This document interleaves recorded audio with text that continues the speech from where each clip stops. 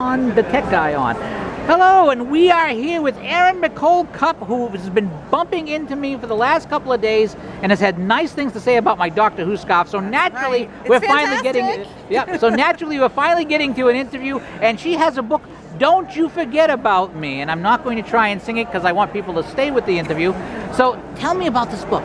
Well, it's the story of, it's a theology of the body murder mystery. So that you didn't think Oh, theology of the body murder mystery. I mean, you should buy that just for that part alone. Just for but that, let's go on for and that. it's got food. So, and it's got food. Sicilian food. Okay, so there you go. So your mom will be really happy. So it's the story of a successful single woman who's got it all, or so she thinks. And the one thing is that she has been taking birth control pills for the past 20 years for a medical purpose, so to speak. And then, but the thing is, now that she's successful, she's really happy to leave her sort of ugly duckling past behind her. Well, she gets this cryptic email from her grade school crush, and he wants her to help him find out why so many of their classmates from the 80s are sick and dying. And he's now a practicing NFP physician, so he takes a different approach to these mysteries that she does. So they go back to their hometown, and Kate, the main character, finds herself implicated in a death colored by foul play. So not only do Kate and Jean have to find out why their classmates are sick and dying, but they also have to find out why would somebody try to get Kate involved in what looks like a murder. So there's murder and mayhem involved, and so all of the classic elements of a mystery, but with a theological twist, or maybe a twist, maybe a lesson, I should say. I hope it's subtle. I hope it's really subtle, that it doesn't come out and jab you in the eye with a nice pick. It's just, I hope it's organic, and I've heard readers say that it is.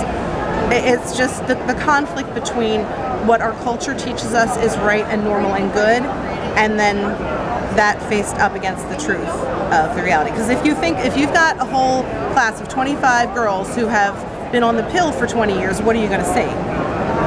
They're going to have blood clots. They're going to have fertility problems. They're going to have all sorts of health problems, and it doesn't address anything. So and our society likes to pretend that that's not the case. Exactly, and that's a problem. And the story wanted to be written in such a way that the main character is somebody who is the exact opposite of what our faith teaches. This is a successful single woman who loves her birth control and doesn't want anybody to take it away from her. Now, is this your first book? This is actually my second book, and then I have a third that just came out around Christmas time last year. My first book is called Jane E. Friendless Orphan, a Memoir, and it's a science fiction retelling of the story of Jane Eyre. And then there's Don't You Forget About Me. And the one I had come out on Holy Family Sunday this past year, is called Working Mother, and it is short biblical historical fiction, and it answers the question, what if Mary, the mother of Jesus, had to get a job? Now that actually would make sense, because she'd still have to support herself some way. Just that would be cool. That's got to be cool. It was very powerful to write. But St. Joseph is still there. So this is before St. Joseph died. This is before St. Joseph passed. He's still there, and if you can imagine being St. Joseph, you're in a house with the Immaculate Mother of God, and with God Himself, and you're the only guy around who's making any sins. If something went wrong, you know who to blame. It's probably Joseph. So there's probably some conflict going on that we don't look at very often. And I kind of wanted to show that maybe St. Joseph had some issues that he had to work on. That never occurred to me. That's brilliant. So yeah, I've really grown a big devotion to St. Joseph through writing that. And it's funny because he's not even in a lot of the story, but you find out what's going on while Mary has to go out and work. I'm going to tell you something about St. Joseph when the interview is done, but first, where can people find your stuff online? You can go to my website, which is erinmccolecupp.com, and links to all of my books are there. You can also just look me up on Amazon. All of my books are available there as well.